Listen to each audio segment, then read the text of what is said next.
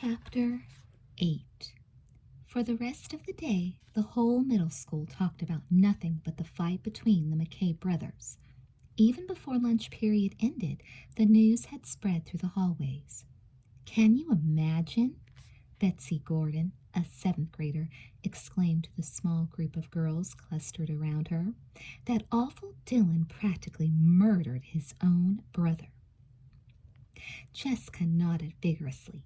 Elizabeth saw the whole thing. Dylan spilled chocolate milk all over one of her best sweaters, and I was going to borrow it tomorrow, she concluded with a sigh.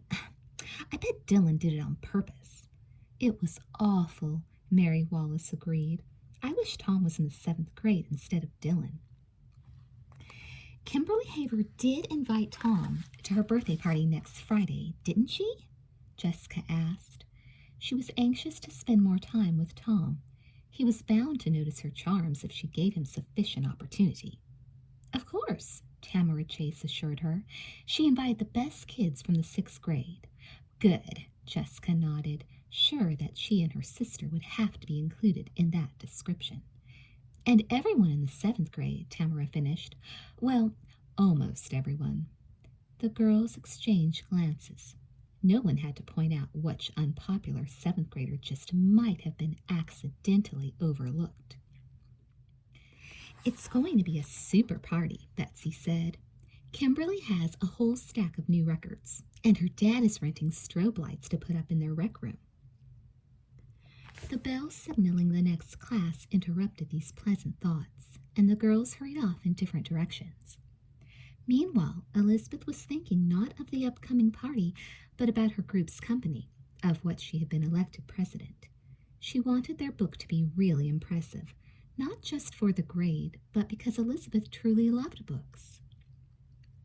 So when some of the members of the Sweet Valley Publishing Company began to trickle into the newspaper room after school, she quickly put them to work. Amy, Elizabeth said, you sit down with this stack of student writings and decide which ones you think we should pick. And remember, we want to use as many as possible. Wow, Amy said, tossing her stringy blonde hair back over her shoulder. She took the large stack of papers. Did Sweet Valley students really write all this? Elizabeth nodded. It's because of the big state essay contest, she reminded her best friend. We had a lot of entries, and Mr. Bowman said it would be all right to publish some of them in our booklet. Just then, two more girls came into the room. Here's a poetry you wanted to see, Lois Waller said shyly, holding out several sheets of paper. Thanks, Lois. Elizabeth smiled at the stout girl. Are you really going to print them in your book? Lois looked very impressed. I can't say until I see how many submissions we get, but we'll try to use at least one. As more members of the publishing company filtered in, Elizabeth quickly thought of assignments for them. Ronnie, you and Randy can start building a display case to sell our books when they're printed. There are some cardboard boxes in the closet Mr. Bowman said we could use, and some poster paint to decorate them. Olivia, you can start work on some illustrations. You're so good at drawing. Olivia smiled. She took a seat at one of the empty desks, and the boys went to the closet and pulled out the supplies. Soon everyone was hard at work, with only occasional joking and giggling, and Elizabeth, looking through a stack of essays, became thoroughly absorbed in her reading. Then a sudden silence warned her that something was wrong. Elizabeth looked around the room. Everyone had stopped his work to stare at the door. Elizabeth turned quickly to see Dylan McKay standing in the doorway, his expression defiant. You said to come by after school. He spoke directly to Elizabeth, seeming to ignore the hostile glances from the other students. Elizabeth's sympathy overcame her earlier anger.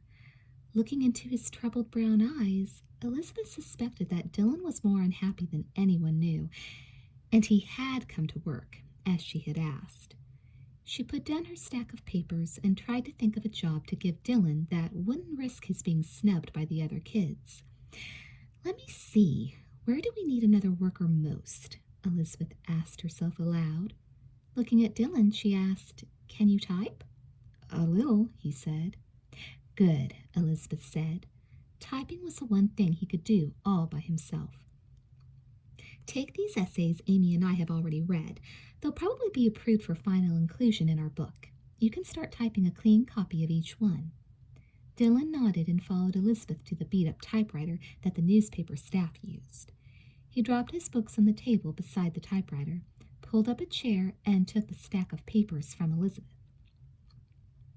Olivia, who was closest to Dylan, glanced at him from the corner of her eye and shifted her chair a little farther away. The two boys building the display case turned their backs on him. Elizabeth sighed. But Dylan, although the tips of his ears had turned suspiciously red, was hunched over the typewriter, and he didn't show that he'd noticed. Everyone settled down to work again, but the feeling of easy camaraderie had been lost. No one giggled or joked. Instead, everyone worked in silence, with occasional whispers and glances at Dylan. Even Elizabeth found it difficult to concentrate. She found herself having to reread the pages in her hand several times, and she still didn't know what she'd read. "Oh no," Elizabeth thought. "Is one boy going to ruin our whole project?" Fortunately, Olivia looked up just then at the clock on the wall and exclaimed, "Oh, it's 4:30 already. I have to go, Elizabeth." "Okay, thanks for coming," Elizabeth said, taking the pictures the other girl handed her. "These are really good, Olivia. They'll look great in the book." Olivia blushed and her face lit up with a smile. The other kids also got up to leave. Ronnie showed Elizabeth how they'd constructed the frame for the display case. "We'll paint it tomorrow," he told her. "You guys did a great job," Elizabeth said approvingly. "Good thing one of us knows what we're doing," Randy said, glancing toward Dylan, who still sat hunched over the typewriter. The slow clatter of the typewriter keys had already revealed to Elizabeth that Dylan's typing was not very good, but she kept her expression even.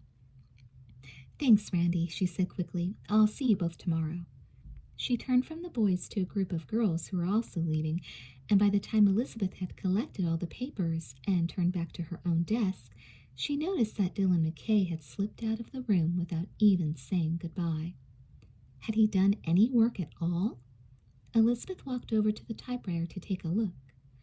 A piece of typing paper remained in the old typewriter, and the portion of the essay that Dylan had typed revealed several mistakes, some of them messily erased and typed over. Elizabeth shook her head. Dylan had said he could type a little. Boy, was that an understatement.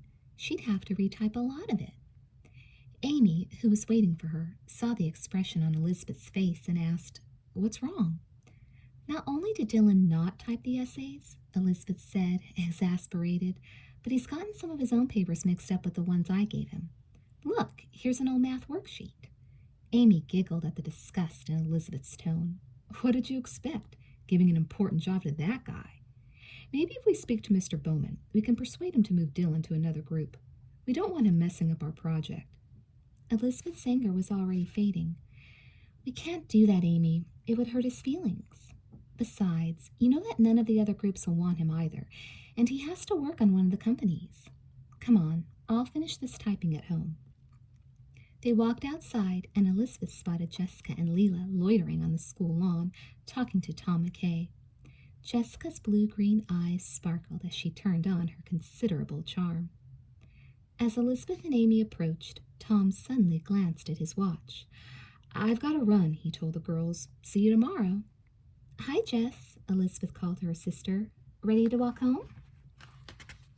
Jessica nodded. "See you tomorrow, Jessica," Leela drawled. Amy walked with the Wakefield twins for a couple of blocks, then turned down her own street. "Bye, Jessica. See you, Elizabeth," she said. "Our book is going to turn out great. I just know we'll have the best project of all." As the twins walked on alone, Elizabeth couldn't resist teasing her sister. "I suppose you were talking to Tom McKay about your student company?" Jessica grinned. "Of course," she assured her sister, her expression innocent. "Doesn't he have the bluest eyes you've ever seen? I told him how awful I thought it was that Dylan picked on him at lunch." "What did he say?" Elizabeth asked. "He said it wasn't his brother's fault, but I don't believe that for a minute. After all, Lizzie, you were there. You saw the whole thing." "Yes," Elizabeth nodded, "but I still wonder why Dylan did it." "Who cares?" Jessica tossed her long blonde hair and dismissed Dylan as too boring for further comment. But Tom is a dream. He's working hard on our boutique, and we're going to have some great clothes to sell, not to mention scarves and bracelets and all. I might even buy something myself. So what else is new? Elizabeth giggled. Well, our book is going to be really good. That's nice, Jessica agreed vaguely, her mind on more important matters. There's this purple blouse that Tamara outgrew that would look really good on me, Lizzie. Elizabeth resigned herself to listening to a detailed rundown of the clothing possibilities for the rest of their walk home. Chapter 9. When the twins arrived home, Mrs. Wakefield called out, "About time, you two. Hurry and get the table set. Dinner's almost ready." "Okay, Mom," Elizabeth said, hurrying upstairs to put her books in her room. She came back downstairs to find Jessica talking to her mother. "I'm doing a great job on the project," Jessica was saying. "You and Dad are really going to be proud of me." "I'm proud already that you're putting so much time and work into it," Mrs. Wakefield assured her daughter, pausing to give her a quick hug. "I'm glad that you took our family discussion to heart this time. I knew you could improve your efforts at school, Jessica." Elizabeth, observing Jessica's smug expression, couldn't help feeling just a little skeptical. She suspected that Jessica's new enthusiasm for her school project had something to do with her determination not to be grounded before Kimberly's birthday party. On the other hand, being able to work her project around a subject dear to her heart seemed to have done wonders for Jessica's motivation. Jessica chattered about her boutique all the way through dinner. "Leave it to Jessica," Stephen observed, shaking his head. "Turning a school project into a clothes fair." "At least I have some sense of style," Jessica told him. "That's more than could be said for you. What about that striped shirt you wore to school today? Yuck." "I'll have you know that Gloria Andrews said I look cool," Stephen retorted. His face slowly turned red when he realized what he had just said. "Gloria, huh?" Jessica observed. "I guess we know who Stephen likes." "I do not. She's just a girl I know," Stephen muttered, trying to hide his red face behind his glass of milk. "How is your project coming, Elizabeth?" Mr. Wakefield asked, tactfully changing the subject. "Fine, Dad," Elizabeth told him. "Our book is going to be a real literary masterpiece." Stephen choked over his glass of milk. "That'll be the day." He laughed, forgetting his own embarrassment. "I can see it now. Elizabeth Wakefield, the Shakespeare of the 6th grade." Elizabeth threw him an injured look. "It'll be a good book," she insisted. "We have some of the student essays written for the state contest, and some poetry." "Poetry? That's boring," Jessica said. "Too bad you're not publishing a fashion magazine. That would have been interesting." Elizabeth groaned. "Well, I can't wait for the sports banquet Friday night. Our coach will be announcing the trophy winners for the season, and then we'll be getting our letters." "That's wonderful, Stephen," Mr. Wakefield said. "We can't wait to see you receive your letter," Mrs. Wakefield continued. "Friday?" Jessica suddenly re-entered the conversation. "Leila and I were planning to go to the Twilight show at the Valley Cinema. There's a new movie that everyone says is really good." "I think Stephen's sports banquet is a bit more important," Mrs. Wakefield told her, while Stephen nodded vigorously. "You can go to the show with Leila another time." "But I already promised her," Jessica protested. "Sorry, Jessica," Mrs. Wakefield said firmly. "Friday night we're all going to be at the banquet honoring Stephen and his team." Jessica pushed back her plate and stood up. "I guess I know who's important in this family." She stormed off toward the stairs. "Really, Jessica," her mother murmured, frowning at the sudden display of temper. Stephen grinned. "That's okay," he said. "I'll eat her dessert." Elizabeth, despite a twinge of sympathy for her sister, couldn't help giggling. After dinner, Elizabeth went up to her room. Fortunately, she didn't have a lot of homework. She wanted to do more reading of entries for the book, but first she had to sort out the mess Dylan had made of the student papers. She removed several crumpled sheets of Dylan's old homework from the stack of essays, and then paused at another paper. Elizabeth began to read the scribbled words. "Freedom of speech is one of the quiet freedoms that we sometimes forget that we enjoy. Only when it is lost, when books are burned, When newspapers are silenced, when the ordinary person's right to speak his or her mind without fear is taken away, do we remember what a precious part of our heritage freedom of speech really is? Wow, this is really good, Elizabeth thought. Is this one of the essays? She looked over the paper again, searching in vain for the author's name. This was undoubtedly one of the contest essays, and it was certainly the best one she had read. Even better than her own entry, Elizabeth thought fairly. Suddenly Elizabeth drew a deep breath. The handwriting was familiar. In fact, she had just seen samples of it. Afraid to trust her memory, Elizabeth grabbed the wastebasket in which Dylan McKay's old homework papers lay. She grabbed a tattered sheet of science questions and compared the handwriting on the two papers. There was no doubt in her mind. This essay had been written by Dylan McKay. But why hadn't he mentioned it? A terrible thought struck her. Had Dylan forgotten to mail his essay in? The deadline was so close. She grabbed the essay and hurried to the phone in the hallway. Thumbing through the phone book, she soon located the McKay number and dialed. To her relief, it was Dylan who answered. Dylan, I wanted to speak to you. You got some of your papers mixed up with the sheets you were typing this afternoon. Oh, he said. I'm sorry. That's okay, Elizabeth assured him. But, Dylan, I found your entry for the big state essay contest. You've got to get it in the mail tonight or it will be disqualified. There was a long silence at the other end of the line. Then Dylan said, It doesn't matter. Throw it away. The line went dead. Elizabeth stared at the receiver in her hand, shocked. Throw away this great essay? He must be kidding. She replaced the receiver slowly and sat down in her bed, still holding Dylan's paper. What should she do? She couldn't throw away an essay as good as this one. She sat in silence for several minutes, worrying over the problem, when a solution came to her. She could enter the essay for him. Then Elizabeth bit her lip. Would that be right? She jumped off her bed and began to pace up and down. What's the matter? Jessica said, sticking her head through the doorway. I'm trying to read the latest issue of Ingenue. Will you quit stomping around? Sorry, Elizabeth murmured, too deep in thought to pay attention to her twin. Abruptly, she made up her mind. Hurrying to her desk, Elizabeth flipped through her notebook, finding the flyer with the address for the contest entries. She quickly made up a proper title page for Dylan's essay, stuffed it all in an envelope, and added a stamp. Then she grabbed her jacket and ran for the stairs. Hey, where are you going? Jessica yelled after her twin. I've got to get Mom to drive me to the post office, Elizabeth called. That's the only way to get this letter postmarked by the deadline. Oh, Jessica quickly lost interest and disappeared back into her bedroom. Elizabeth explained the situation to her mother, then finished addressing the envelope in the car as they sped toward Sweet Valley's main post office. As Mrs. Wakefield pulled into the big parking lot, Elizabeth could only ask herself, was she doing the right thing? Chapter 10. On Thursday morning, Jessica and Elizabeth walked to school together as usual. Jessica chattered away about the clothes soon to be on display in the boutique. Elizabeth pretended to listen to her sister, but deep inside, she still wondered if she'd done the right thing. Surely Dylan will forgive me, Elizabeth told herself. Don't you agree? Jessica's voice interrupted her thoughts. A what? Elizabeth tried to pull her attention back to the moment.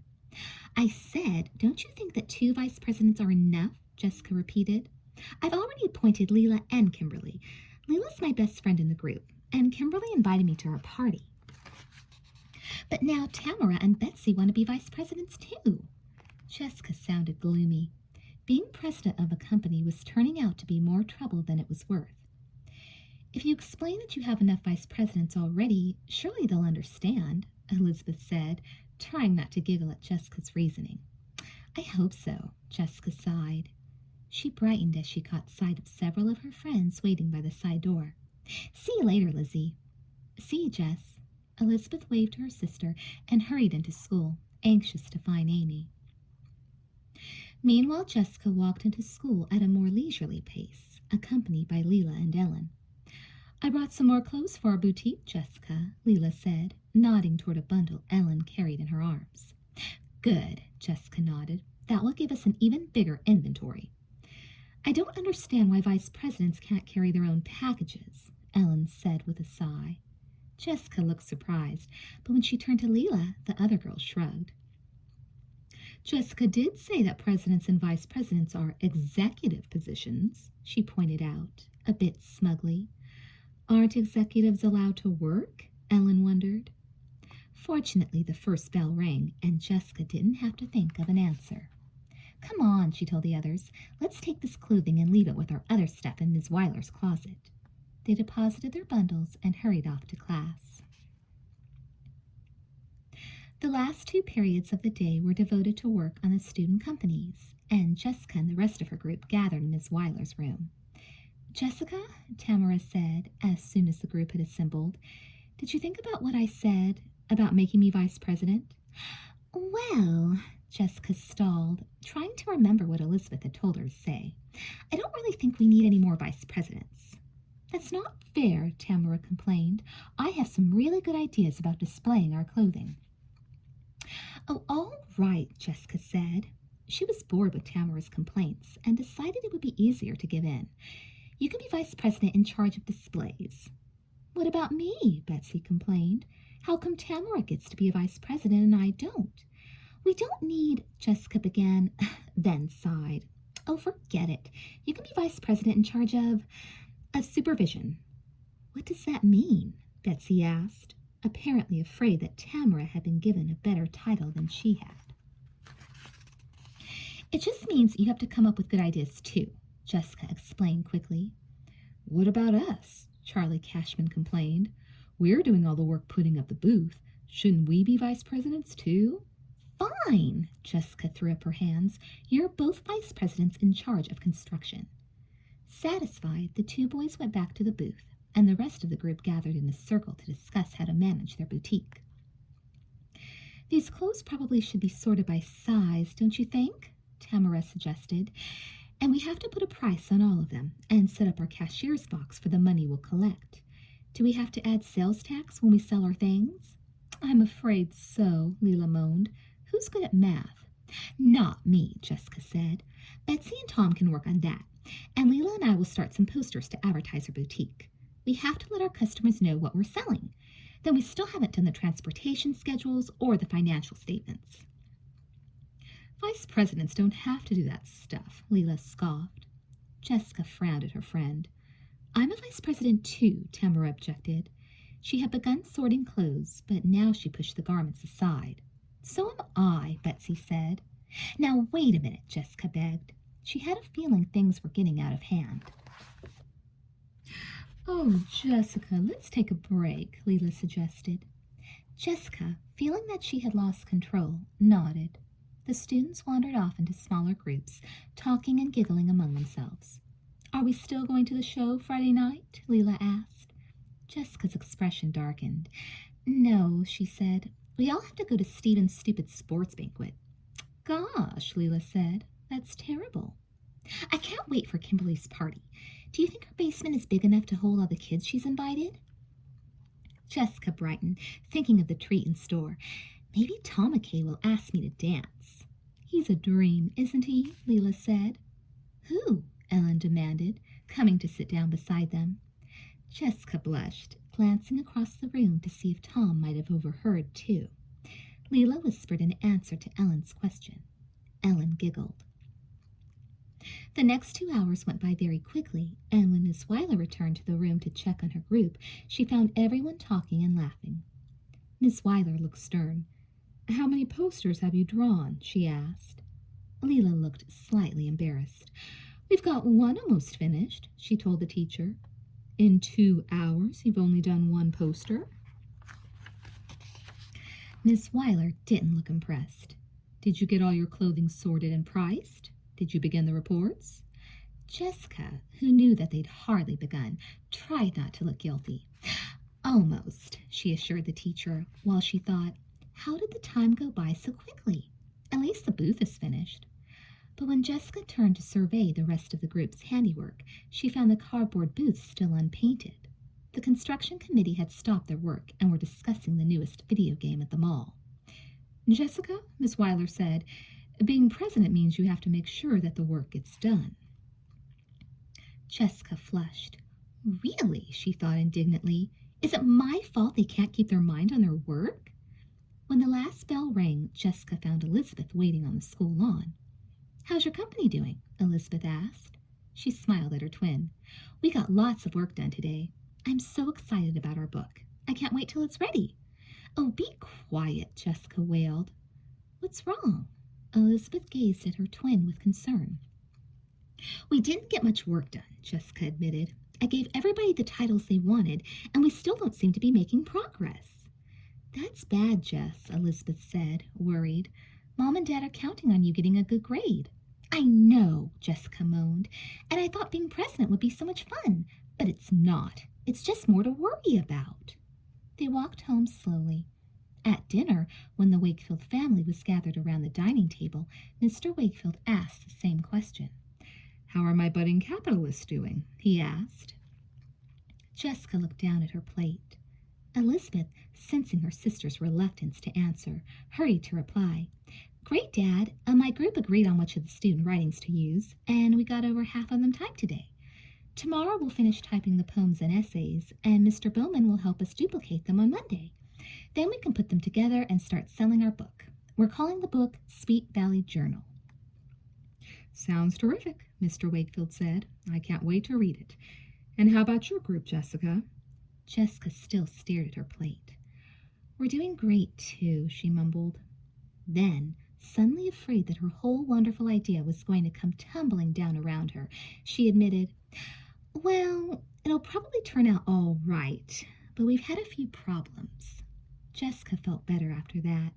She sat up straighter and met her father's gaze. He looked concerned, but not angry. What's the problem? For one thing, everyone wanted to be a vice president, Jessica explained. So I promoted Leela, Betsy, Tamara, Kimberly, and Jerry.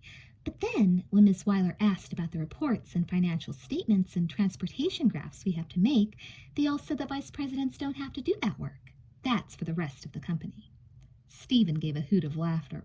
Some president you are, he croaked. Your company sounds like an upside-down pyramid. Mr. Wakefield smiled. I'm afraid Stephen has a point. Sounds like you've got more chiefs than Indians. What does that mean? Jessica wanted to know. It means there are more leaders than followers, her father explained. The more important your title, the more responsibility you have. You should have discovered that already. Being president means you have to oversee all the workers and make sure they get their jobs done, even the vice presidents. Jessica nodded. Being president of the company isn't as much fun as I expected, she confessed. What am I going to do?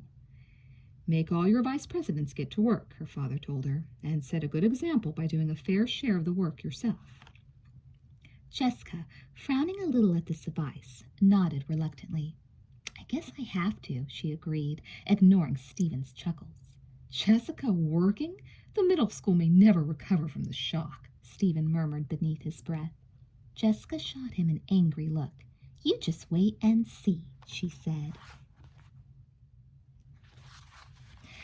The next day, Jessica was true to her word.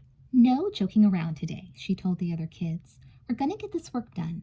I want the booth painted, the posters finished, the clothes all sorted and priced, the cash box ready, and the reports and graphs at least started. And everyone works. I can't paint, Leela objected. I don't want to get all messy. Then you can sort clothes, Jessica told her. Leela pouted, but she sat down with the bundles.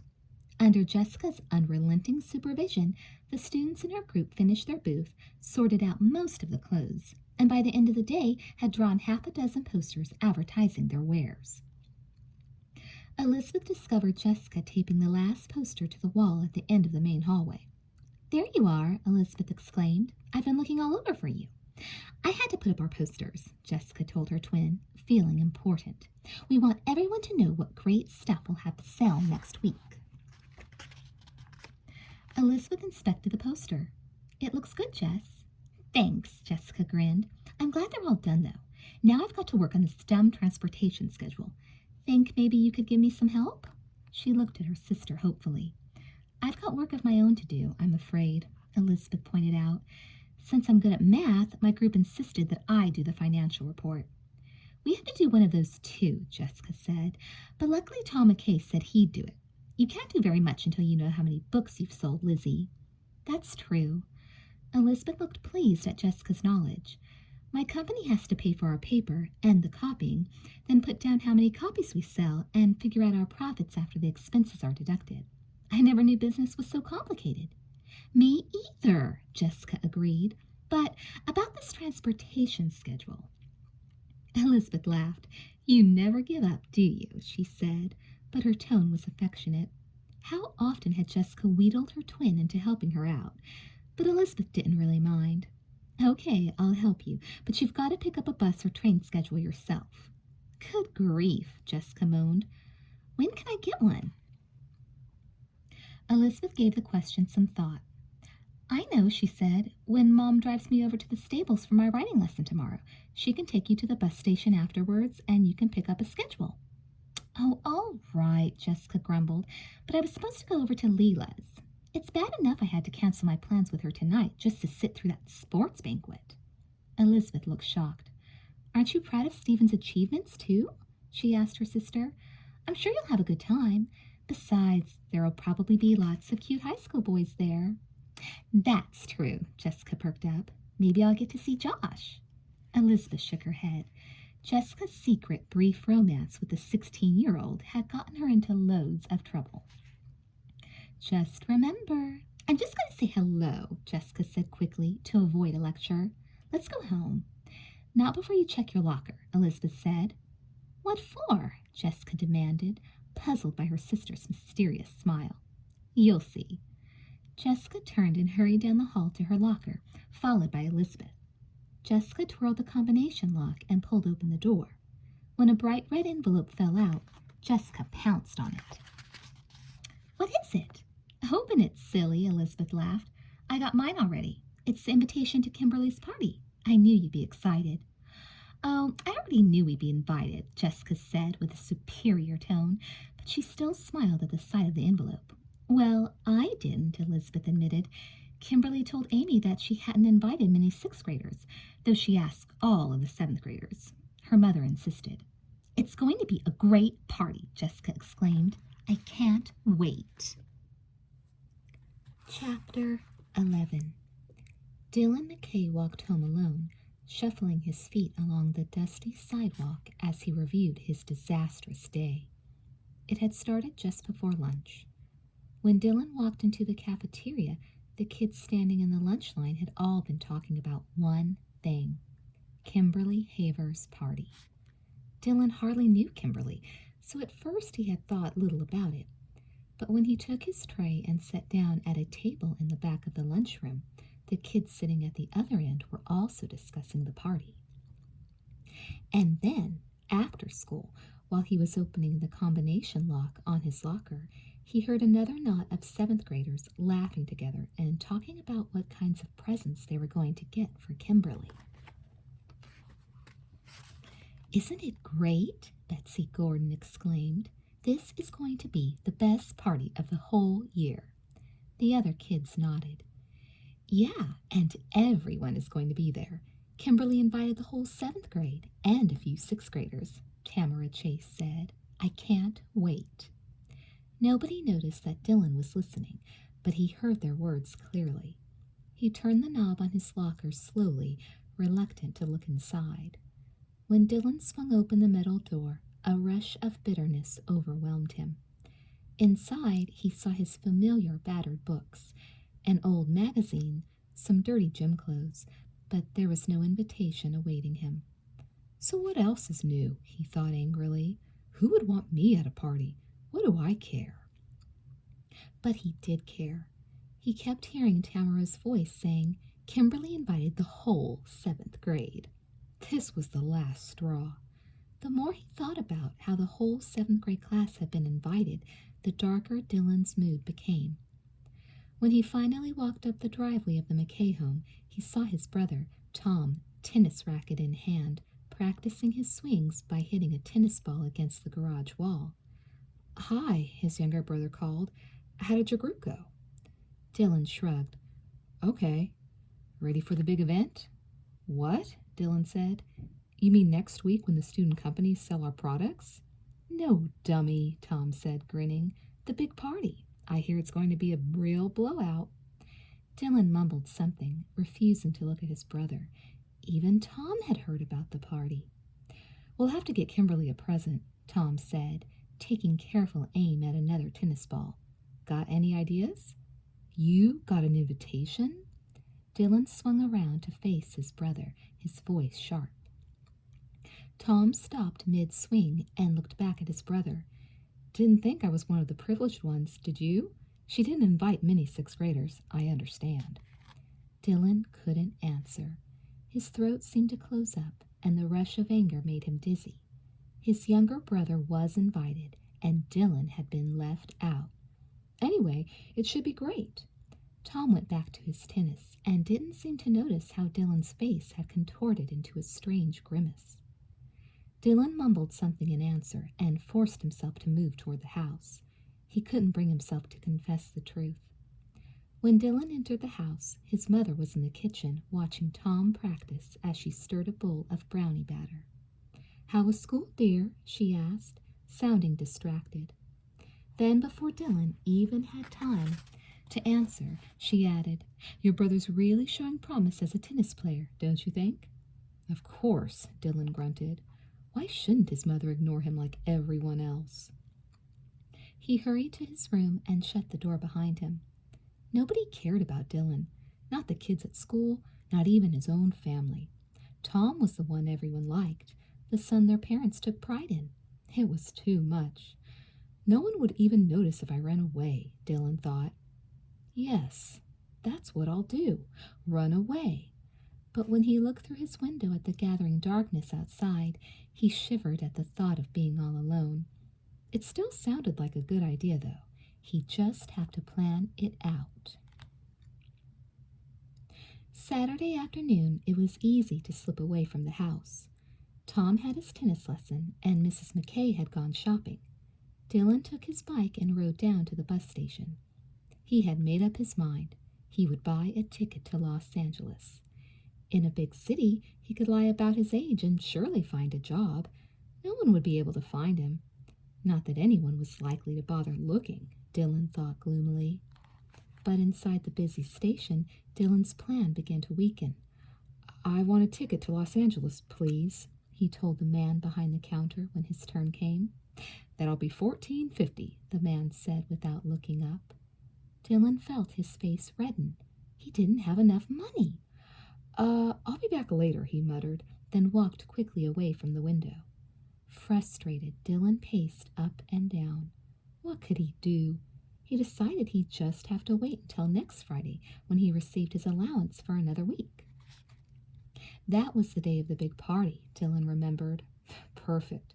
While everyone else went to Kimberly's house after school, Dylan would slip away to the bus station, and no one would even notice he was gone. His mind made up, he started to walk to the exit and found Jessica Wakefield standing directly in front of him. Dylan felt as if he'd been struck by lightning.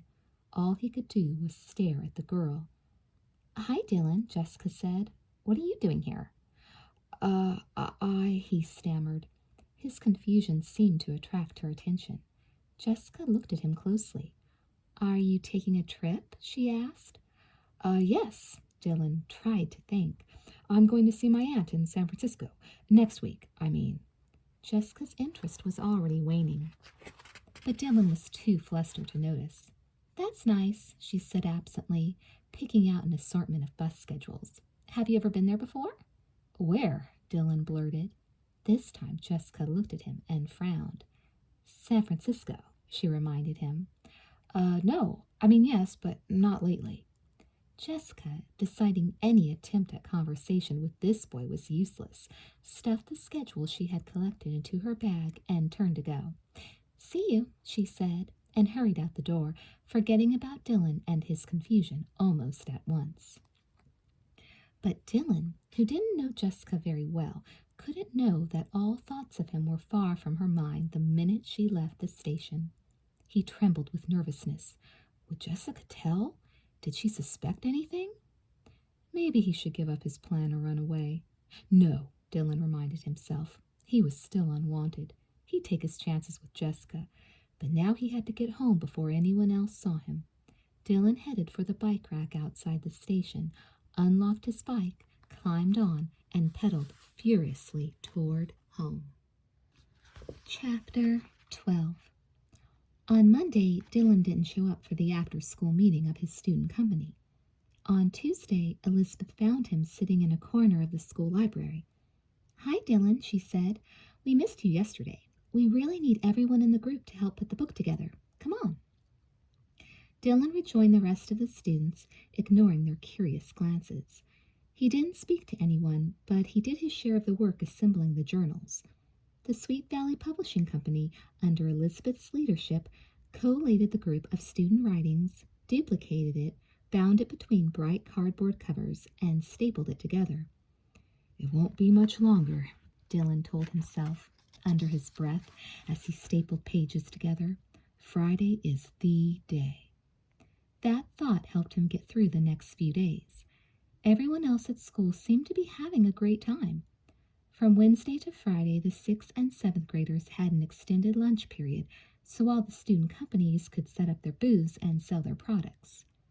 The Sweet Valley Journal made quite a hit, and Dylan, watching the other students crowd around their booth on Wednesday, almost felt the stirring of pride, thinking that he'd had a small part in creating the book.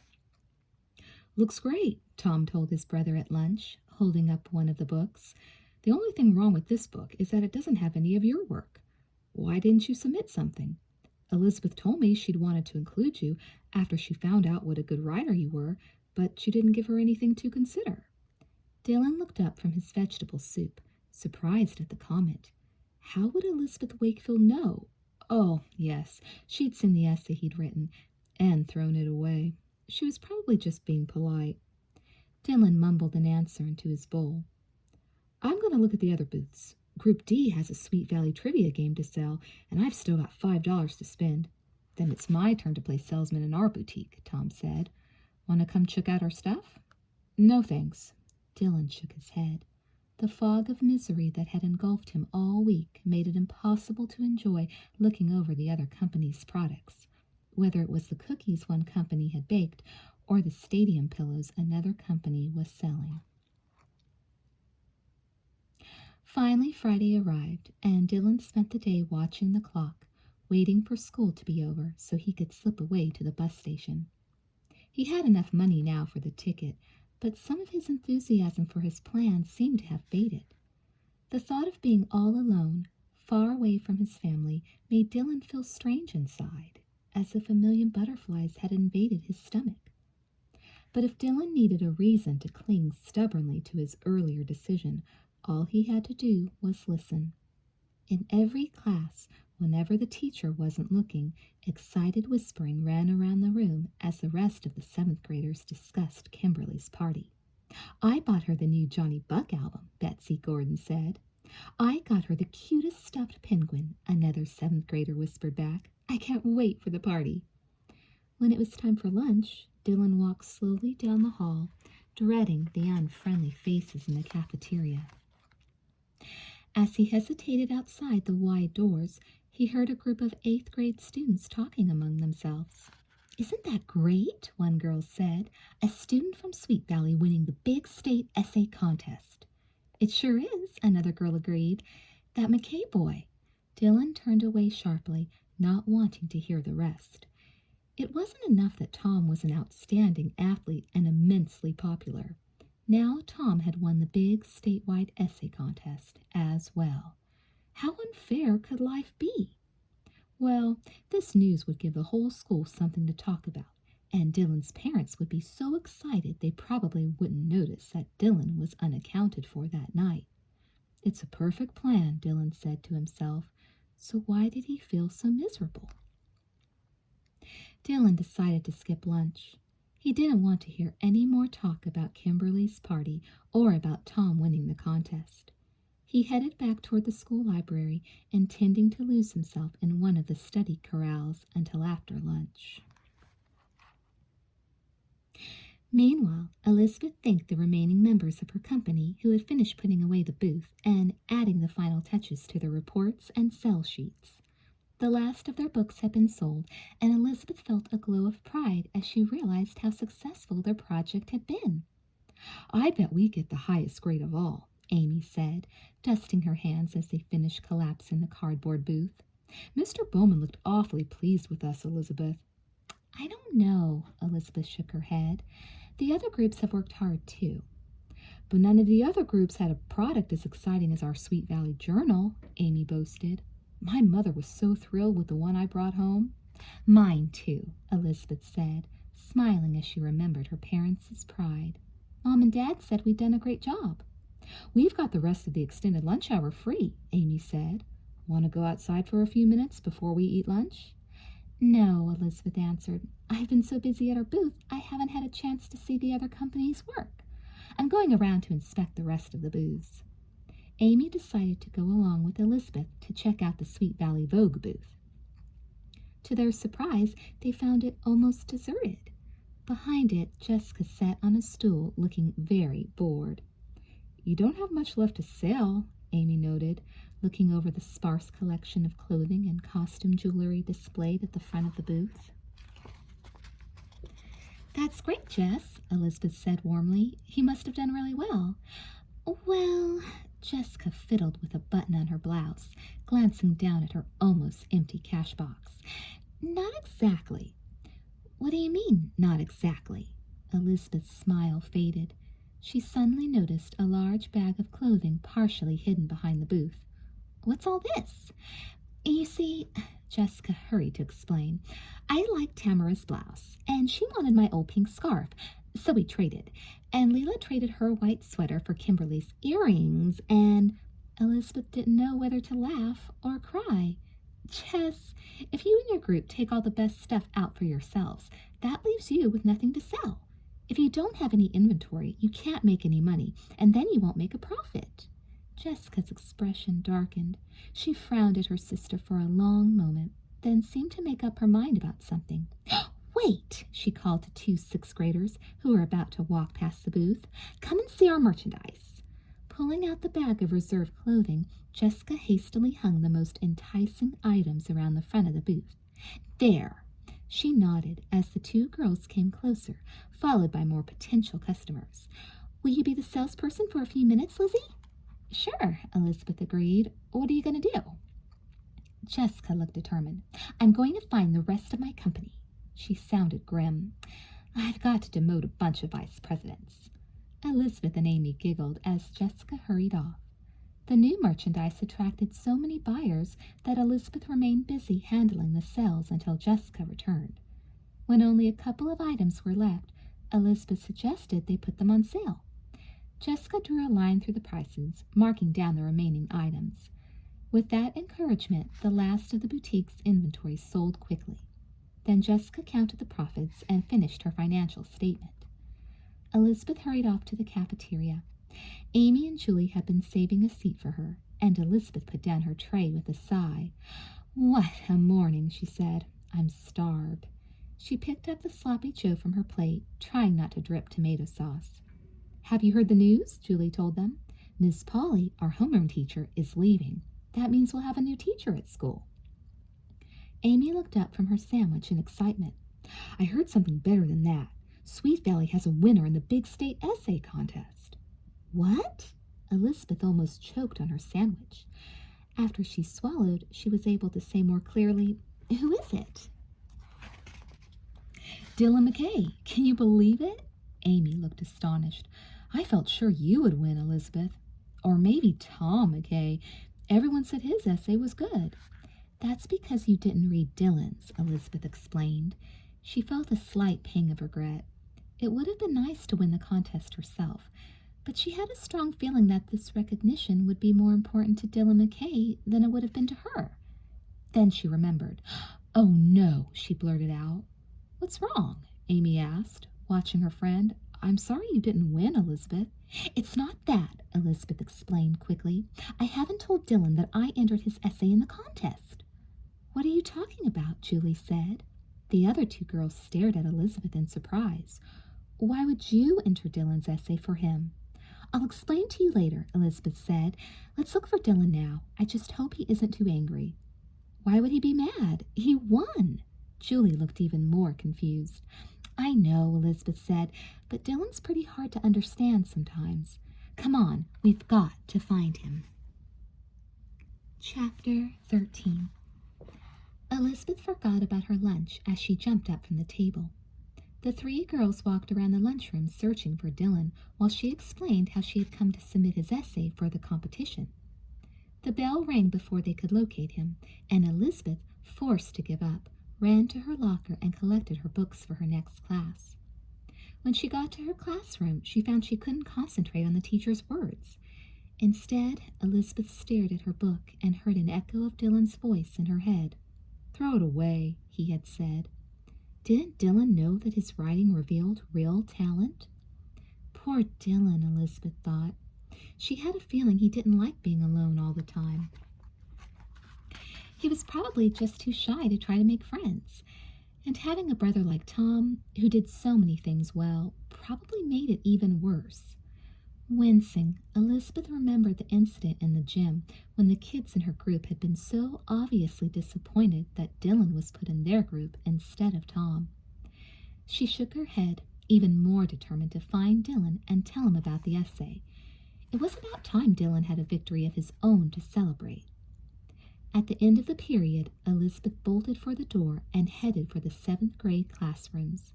She caught a glimpse of Dylan McKay entering the science classroom and quickened her pace. Thank goodness!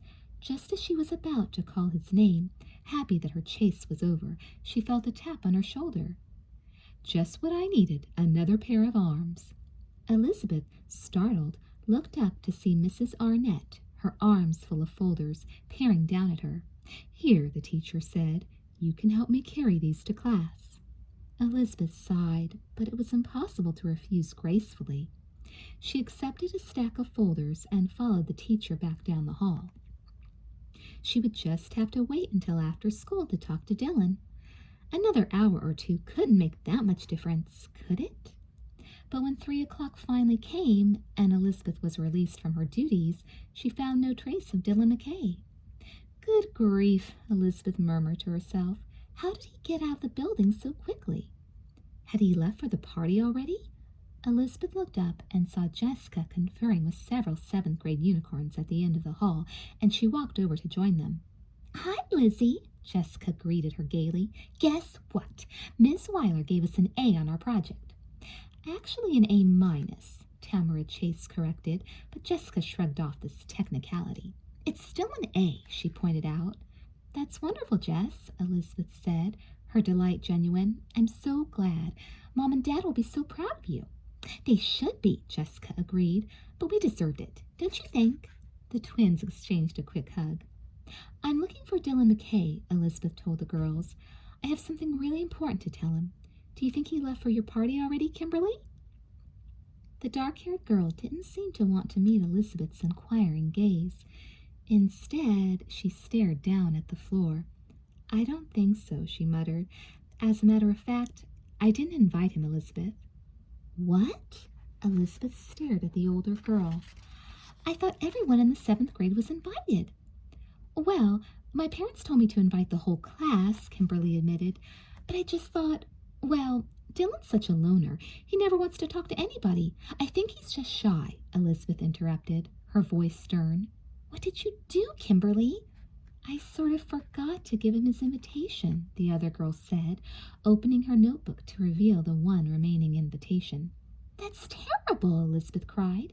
How do you think he must be feeling, knowing that everyone else is going? Kimberly turned red, and the other girls looked sheepish, but Jessica leaped to her fellow unicorn's defense. He probably doesn't even care, she told her sister. What's the big deal? I'll tell you what the big deal is, Elizabeth answered quickly. Tom has lots of friends and does well in everything. Dylan's not as outgoing. Don't you think that must be hard for him, always being compared with his brother? No, Jessica answered bluntly. Why should it?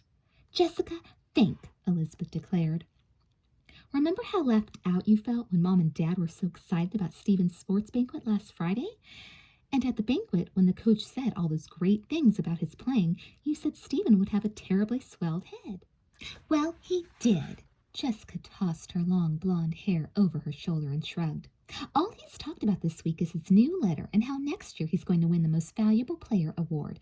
And Mom and Dad were just as bad. Stephen this and Stephen that. It was disgusting. If you felt that way, how do you think Dylan feels? Elizabeth asked her twin. Jessica's angry grimace faded. I never thought of that, she said. The other girls looked ashamed as well. I guess I should have invited Dylan, Kimberly admitted. What can I do now, Elizabeth? We'll have to find him and tell him that you forgot to give him his invitation, Elizabeth decided. It's not exactly true, but it will have to do. Kimberly and Tamara agreed to check out the gym, and the Wakefield twins ran outside to search the school grounds. But Dylan couldn't be found anywhere. I don't understand it, Elizabeth said, looking worried. Where could he have gone? Jessica, despite her charitable impulse, was getting impatient. Who knows, she shrugged. That boy turns up in the strangest places. Last week I saw him in the bus station. The bus station? Elizabeth stared at her twin. What was he doing there? I don't know, Lizzie. Oh, yeah. Jessica suddenly remembered. He said something about visiting an aunt in San Francisco. In the middle of the school year? Elizabeth frowned. That doesn't make sense, Jess. Who said Dylan McKay ever made sense? Jessica retorted. I've got to go, Elizabeth. I told Kimberly I'd help her get the party started. I can't be late. Are you coming? Not yet, Elizabeth said. You go ahead. I've got to find Dylan. Here comes Kimberly, Jessica said as she exited the school building with Tamara and Tom McKay. Did you find him? Kimberly shook her head. Even Tom doesn't know where he is, she said. Tom McKay was frowning. Hi. He nodded at the twins. I didn't know that Dylan hadn't gotten his invitation. I feel really dumb. No wonder he's been so quiet all week. I've got to go, Kimberly interrupted, or the guests will be there before I am. If you find Dylan, will you give him this? She thrust the envelope bearing Dylan's name toward Elizabeth. You go ahead, Elizabeth said, taking the invitation. I'm going to keep looking. Me too, Tom added, as the other girls walked away. I called home, but Mom said that Dylan isn't there. Oh, no, Elizabeth said. Tom, Jessica said that she saw Dylan at the bus station last week, and he mentioned going to visit your aunt in San Francisco. What? Tom looked confused. We don't have an aunt in San Francisco. Elizabeth was more disturbed than ever. I think we'd better get to the bus station, she urged. They both began to run. Chapter 14. Elizabeth and Tom covered the blocks to the bus station in record time. When they reached the small brick building, Elizabeth raced through the front doors. Several of the afternoon buses were about to leave. Elizabeth pushed through a group of college students carrying knapsacks, pausing to scan the faces of two boys at the end of the building, but they were strangers. Tom, panting, caught up with her. Do you see him? No, Elizabeth shook her head. She felt a strange sense of urgency. I hope we're not too late.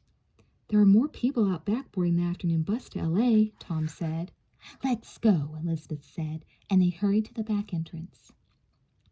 The line of people waiting to board the bus included a woman carrying a baby, two sailors in uniform, an old man with a beard, and Dylan. The bus driver was collecting tickets as the passengers moved forward. Dylan had almost reached the front of the line when Elizabeth grabbed his arm. Dylan, wait! The tall boy spun around, astonished. Elizabeth, he sputtered. Tom, what are you doing here? What are you doing here? That's the question, Tom said to his brother. He sounded angry. I've been worried about you. What do you think you're doing anyhow? A woman behind Dylan stared at them curiously, while behind her a man called out, Who's holding up the line? Reluctantly, Dylan stepped out of the line. Elizabeth drew a deep breath, trying to make her heart stop pounding. Dylan, where were you going? She asked. Unable to fabricate an imaginary relative under his brother's indignant gaze, Dylan hesitated. I was running away, he muttered. Tom gaped at him. Of all the stupid things to do, Tom blustered, I'd like to knock your block off. But he looked more anxious than angry, and Dylan stared at him as if in surprise. I thought you'd all be at the party by now. I didn't think you'd notice I was gone, he said. The party? Is that why you pulled the stupid stunt? Tom demanded. Do you think I could have a good time at somebody's silly birthday party if my own brother was missing? Dylan stared into his brother's face. Would you really care? Of course I would, you dummy, Tom said affectionately. You're my brother. Do you think you can just walk out of the family? Dylan seemed speechless. I didn't think you'd mind if I left, he murmured at last. He seemed to relax a little. I didn't think anyone wanted me around, that's all. Mom and Dad always seem to be talking about what you've done, and all the kids at school like you, not me. I just felt left out. Here. Elizabeth pulled out the envelope with Dylan's name on it. Kimberly forgot to give you your invitation, Dylan. She told me to tell you she's very sorry and hopes she'll come to the party anyhow. Dylan stared at the envelope but didn't make a move to accept it. That's not true. She didn't forget, he said. She just didn't want me to come. Elizabeth sighed. You're right. She didn't forget. But she is sorry. Honestly, Dylan, and we all really want you to come. The sincerity in her voice seemed to reach him, because Dylan's frown faded. Why? Tom's the one everyone likes. Tom's easy to like, Elizabeth admitted. He's so friendly, and he's always joking around. I'm not like Tom, Dylan muttered, looking down at the pavement. So what? Tom demanded. You don't have to be like me for people to like you. Dylan, don't you think that some of the kids at school like Jessica better than they do me? Elizabeth asked. Dylan seemed startled. He lifted his gaze from the ground to look into her eyes. You really think so? Elizabeth smiled, thinking of Leela and the other unicorns. Jessica's fun to be around, too. She likes to talk and joke and party. Some of her friends think I'm too serious.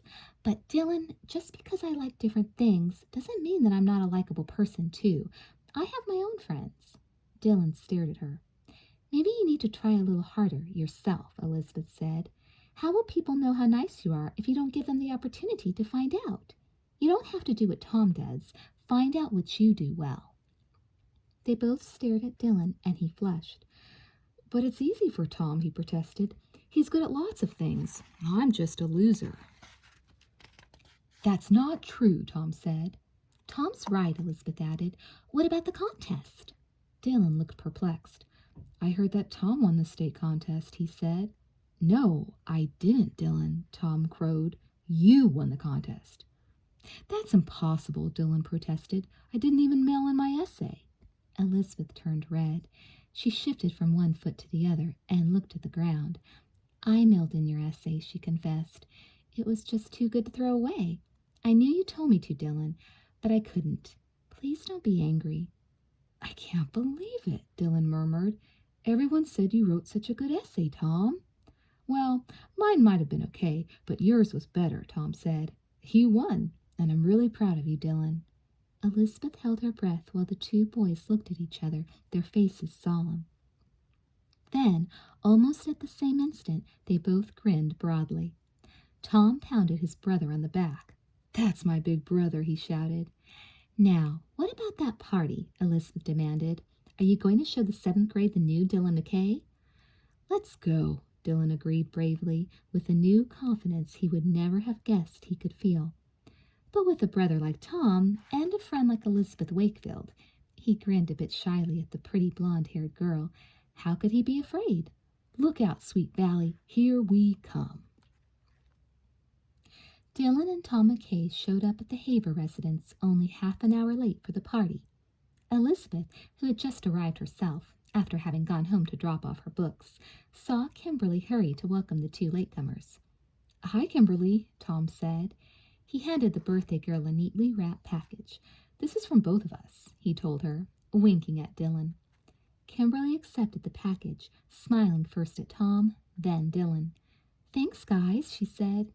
Dylan, I'm sorry about the late invitation. I'm really glad you came. Dylan seemed startled by her apparent sincerity. Then he grinned at her. I think it's so exciting about your winning the state contest, Kimberly went on. You're going to be in all the newspapers, I bet. Come in and tell us about it. Taking Dylan's arm, she pulled him into the center of the party. Tom, left alone, grinned at Elizabeth. Guess it's my turn to be the Lone Ranger, he quipped. Elizabeth laughed. There was no danger of Tom's being ignored, but it was nice to see everyone crowding around Dylan, congratulating him and demanding details about the winning essay. Elizabeth noted the shy smile that lit up Dylan's long face and thought how much better he looked when he smiled. Lizzie, Jessica suddenly appeared at Elizabeth's side.